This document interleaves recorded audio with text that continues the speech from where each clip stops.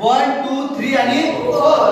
मग या चार पार्टला आपण एक नाव दिलं, त्याला म्हणतो आपण क्वाड्रंट. काय म्हणतो? क्वाड्रंट. मग याला लक्षात ठेवण्यासाठी, याचा क्रम लक्षात ठेवण्यासाठी मी तुम्हाला डायरेक्शन सांगितली, ती म्हणजे अँटी क्लॉकवाईज डायरेक्शन. घड्याळाच्या विरुद्ध दिशेने जी दिशा असते. आता ही झाली अँटी क्लॉकवाईज आणि ही झाली क्लॉकवाईज. मग अँटी क्लॉकवाईज डायरेक्शन याचा क्रम लक्षात ठेवायचा.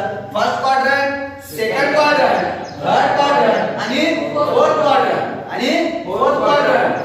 हे झाले चार क्वाड्रंट. आता हे ट्रिग्नोमेट्रिक फंक्शन या प्रत्येक क्वाड्रंट मध्ये कोणता तरी एक ट्रिग्नोमेट्रिक फंक्शन एक असेल, दोन असेल, हे काय असतात?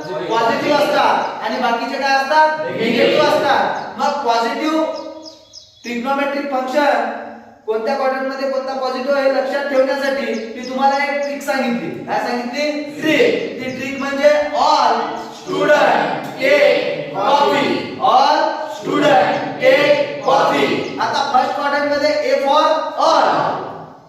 ऑलचा अर्थ असा होतो इथं सर्व ट्रिग्नोमेट्रिक फंक्शन आहे कसे असतात? Positive. All trigonometric functions are positive in first quadrant. काय म्हटलं मी? All trigonometric functions are positive in the first quadrant. त्याच्यानंतर यस सेकंड क्वाड्रंट मध्ये काय? यस. आता यस पासून सुरू होणारा ट्रिग्नोमेट्रिक फंक्शन कोणता आहे रे? साइन. कोणता आहे? साइन. मी तुम्हाला आधीच सांगितलं 6 ट्रिग्नोमेट्रिक फंक्शन आहे. साइनच्या अपोजिट काय असते रे? कोसेक. काय असते? कोसेक. आणि त्याच्यानंतर कॉसच्या अपोजिट काय असते? सेक. आणि टॅनच्या अपोजिट काय असते? कॉट. काय असते? कॉट. मग तुम्ही लक्षात घ्या ए फॉर ऑल. ऑल म्हणजे इथं all trigonometric functions are the positive in the first quadrant. त्याच्यानंतर सेकंड क्वाड्रंट मध्ये कशापासून सुरुवात होते रे? यस. ऑल स्टुडंट यस पासून सुरुवात होते. यस पासून सुरू होणारा ट्रिग्नोमेट्रिक फंक्शन कोणता आहे? साइन. मग साइनच्या अपोजिट काय असतं रे?